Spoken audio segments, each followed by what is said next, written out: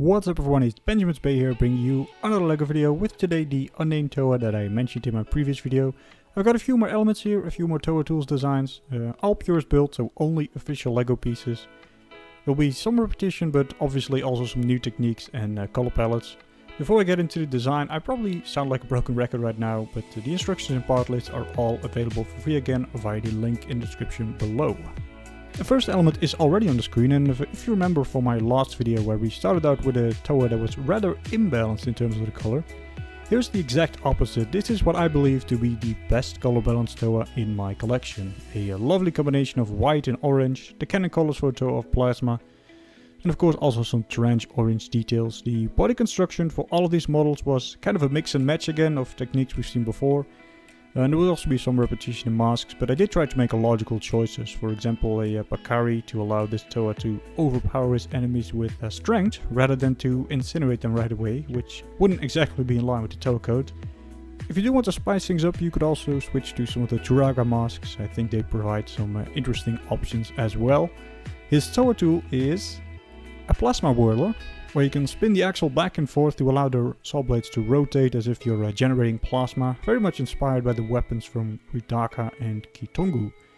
And this right here is the reason why I take photos outside, because there is no way I can get a quality like this with the indoor lighting here. You can even see the part numbers, which I think is just absolutely crazy. Definitely a tip if you want to make photos of your own designs, try taking them outside. I don't recommend too much direct sunlight, not necessarily because of the discoloration, because I don't think it's going to matter too much for just a few minutes, but more so because of the shadows and the contrast that it creates. In my experience, an overcast day is perfect. I also don't need a super expensive camera either. All the photos here were taken with a $250 phone, so it's not too bad. You can definitely make some nice photos on a budget.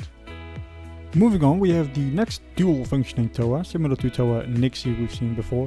This is the Adventurer, a Toa of stone with a shield that serves another purpose, as we'll see on the next photo. First, let's take a look at the Toa itself. Metro brown, orange and a little pearl gold. Some different limbs again, and you can now reroute the Mask of Translation, which makes sense for an adventurer. And then also two giant propellers on his shoulders, which can be combined with the shields to create a hoverboard, which allows him to glide across the desert looking for ancient artifacts, which he can then store in his detachable backpack in the form of a treasure chest. And there's also a piece in there that you need to make the switch from hoverboard and back. So you don't need to store anything separately, which is, I think, always an important factor. Then we have another Toa of stone, the Engineer, with a Toa tool that was absolutely inspired by the weapon from Team Fortress 2, a giant wrench that can also be adjusted, and in its other hand, is a tiny wrench for the more delicate job. Mixing things up with the color scheme here too, bright light orange, metro brown, upside down torso again, and then the Mask of Regeneration, which makes sense for an engineer. Here's a close-up of the wrench closed. Again, a combination of system and technique pieces. And then here it is opened. And then here it is with a few actual nuts. Next one is a Toa of Magnetism. Basic color scheme of pearl dark grey, flat silver and black, but then also equal hints of red and blue to represent the poles of a magnet. Same with the weapon and chest cover too. The arms extend out a bit further, you can see those gears in between there, to give this guy more of a buffed look. He also has the biggest arms out of all my Toa mocks.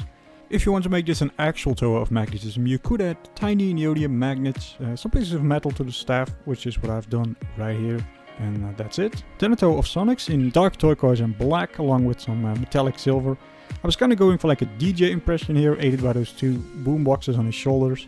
Canary mirror, which makes sense because just like a Toa of Air, he can use his powers to launch himself forward while levitating. And then lastly a Sonic Shatterer staff, where I use some of those metallic silver dishes stacked on top of one another to create the impression of sound waves. Lastly, a Toa of Gravity, not too much to mention here. Body construction we've seen before, Toa tool similar to the one from Velika. A little fun fact though, because there are 6 holes in the pulleys, you could replace those round plates there with different colors to create an infinity hammer and turn this into Thanos, the Toa of Gravity.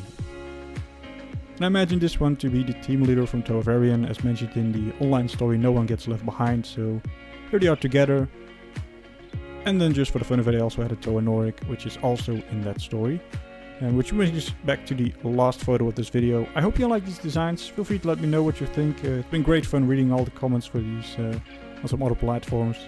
That's it for this video. I want to thank you guys for watching, and I will see you next time when a new idea washes up on the shore for Golden Beach.